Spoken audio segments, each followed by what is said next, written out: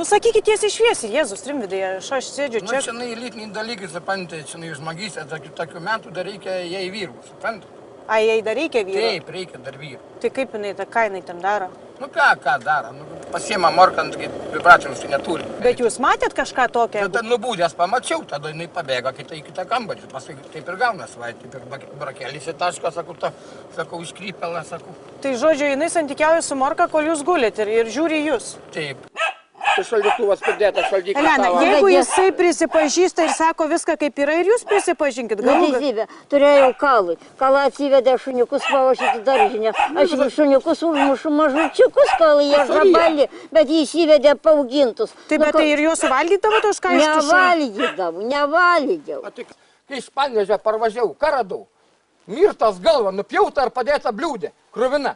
Tai čia labai gražu.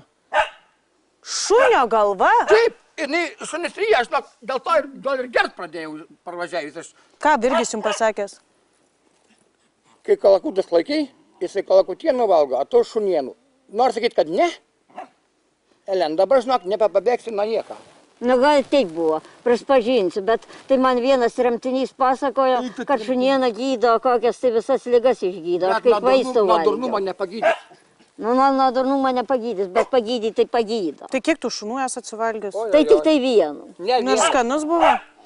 Nugi dar Virgis kartu sėdėjo, paragavo, sako, neprastesnė už kalakutą, dar skanesnė. Nu, tikrai tai buvo.